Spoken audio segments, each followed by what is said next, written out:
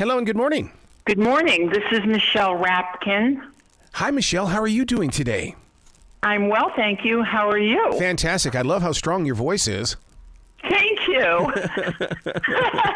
You've got a great voice, too. Oh, that's just several years of people telling me how to speak. That's what that is. It has nothing to do with the real me. Aw, I'm not sure I believe that. Hey, we're going to talk about a real subject today that a lot of people like to shove away and kind of just hide. And I'm so glad that you have enough strength inside your mind, body, and soul to come forward and talk and bring this out here to work, because there's a lot of people that need some healing, and this is one of those books. Oh, thank you. Thank you so much. Was it difficult to write? Because I had a heart attack at the age of 47, and to write about that is still a big battle. You know, going through cancer 3 times was hard, and but writing the book was not hard. But I'll tell you why. I was first diagnosed with non-Hodgkin's lymphoma out of the blue 22 years ago. And I'm in the book business. So as soon as I left my doctor's office in shock, I went straight to the bookstore, to the cancer section, to find a book that would just tell me, what do I do now? How do I find an oncologist? What questions do I ask? Like, how did I end up on Planet Cancer? And there were a ton of memoirs and a ton of very specific, deep medical books about particular cancers, but there was not one book that was just a helpful companion from someone who had walked that walk. And 3 cancers later, I feel like I felt like I could write that book, and so it might be there for someone else who was just diagnosed. So it wasn't hard for me to write. First of all, I just entered my 5th year of remission. So I was in my 4th year of remission as I wrote it. And honestly, I just hope that it helps people. Yeah. And you know, in reading it, the one thing that I really felt very close to is it's like, this isn't just for cancer patients. This is also for caretakers as well. It's for people who have things in their life that could be a cancer in their life, but it's how to move through that mountain. Absolutely. You know, a friend of mine's husband is a cardiologist, and I gave them an early copy of the book, and he called me and he said, this book is for people who have had heart issues. Yep. And so that's really true. It's very transferable, except for the nitty-gritty, you know, how to deal with chemo side effects kind of information. But it's got a lot of overview that is really about the choices that we can make and the power that we can still claim in our lives and as we pursue better health. How did you find your calm? Because once you hear that word, that C word as they call it, you know, it's like people will either become horribly terrified or others just find the calm. Because I know that when they said, you know, that I was having the heart attack, the first thing I did was I went into meditation because I knew I needed to find calm. Wow. Oh, I'm so impressed. It took me a while to find calm. There were 2 weeks that I had to have more tests to determine. They had a hard time diagnosing. So there was that 2-week waiting period. And to be honest with you, all I did was close my office door and Google. And the only good thing I did was I made sure to Google sources that I knew were reliable and authoritative. That's you can get the best information on the internet, but you can also get, you know, pretty bad information. So that was the one good thing I did. But the calm came.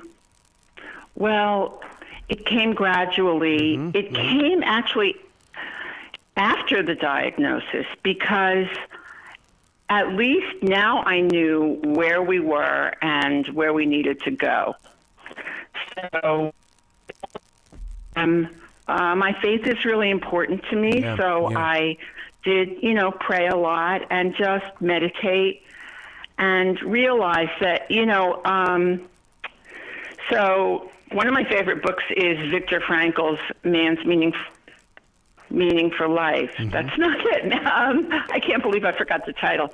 And he was in the concentration camps, and he was a very eminent psychologist, and he said, there's one thing that every human being still has in their power when everything else has been taken away, and that is the power. Man's Search for Meaning. That's the book.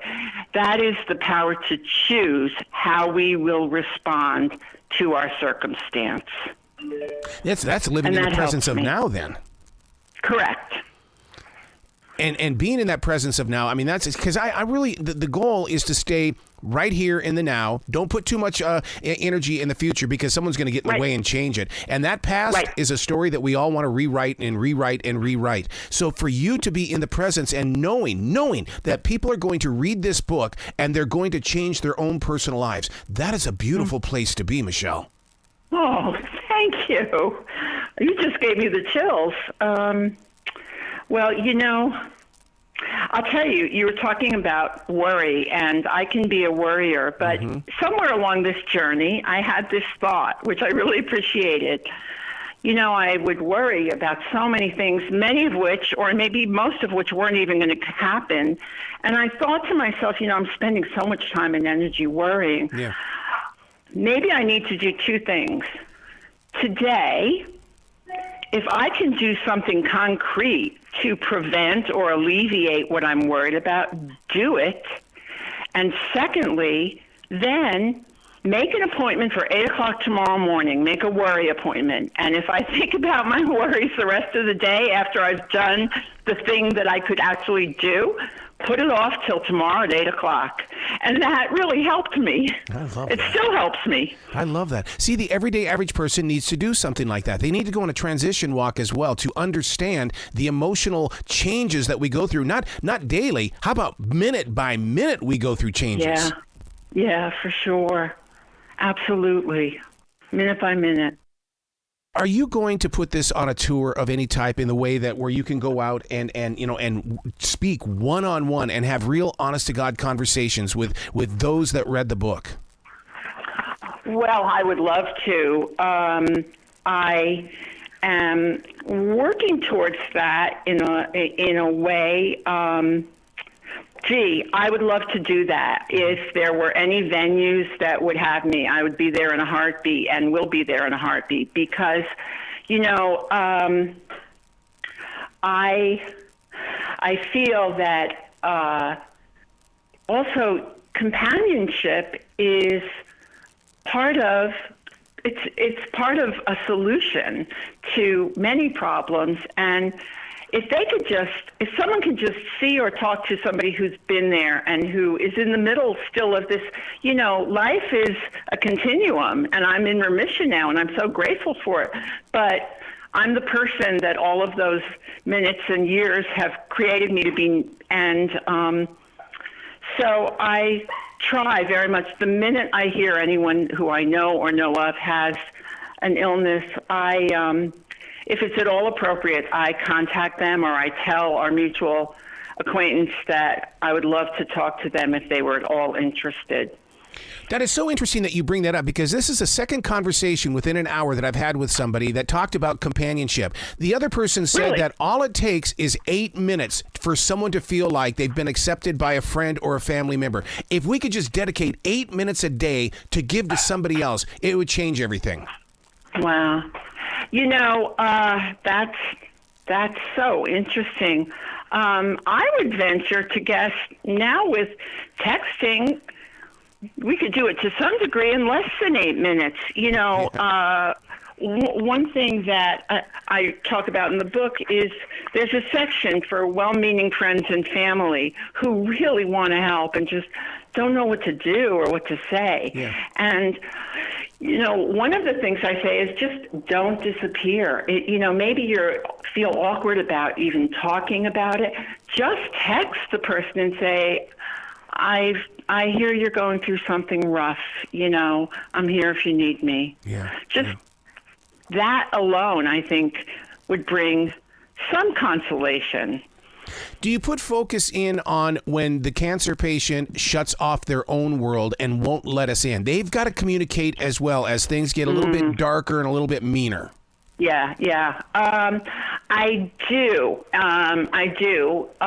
For one thing, in fact, I think there's a part in the book where I say, absolutely, don't shut down. Yeah. And it's so tempting to shut down. You just want to, in the beginning especially, or when you're exhausted from all the medical appointments and treatments. But, I think that one of the most valuable insights that I've had and shared in the book is that, I felt so powerless to begin with in so many ways.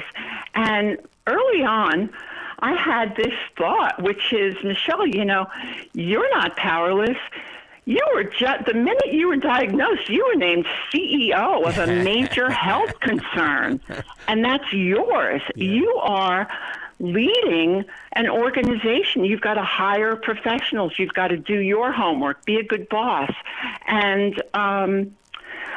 you have to be engaged to do that. And it's hard to be engaged constructively if you're angry. Yeah. And shut down. From one writer to another writer here, and I'm a daily writer. Are you journaling? I have journaled almost, I've gone for long months without journaling, but I have a bookcase full of journals from the time I was 18 years old, and that's more than half a century ago. I love it. Yes, the answer is yes. I love it. Yeah, because we're here for a purpose and a reason, but those that are going to be 2 generations away are going to ask, well, what was she like? I'm so happy that you've put your words on a page, because someone's going to say, here's what she was like. Read it and learn. Oh, thank you. Well, and I do use pencil and pen and paper. Yeah. Good. We need to. That's becoming a lost art. Penmanship. Yeah. And also, electronic files.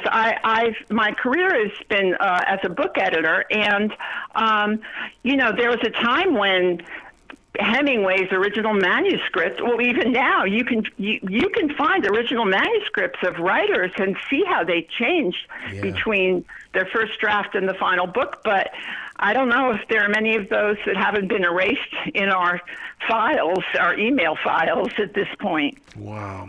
Michelle, where can people go to find out more about you? And because I want them to really get into your story and learn from it. Oh, thank you. Well, I am on Facebook and Instagram, Michelle Rapkin, Rapkin. And, I wish I had given my email in the book. Could I give my email? Please. Okay. My email is MRAPKIN @mac.com.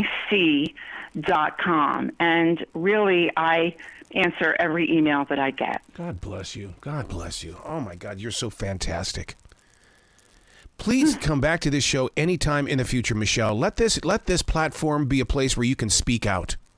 Oh, my gosh. Thank you so much. What an amazing service you do for your listeners, and I just appreciate that. I may take you up on it. Please do. The door is always open. Hey, if Joe Elliott from Def Leppard can come onto this show 9 times, you've got 8 more opportunities to get back here. All right. That works for me. Thank you so much. You be brilliant today, okay? Okay. You already are. Bye.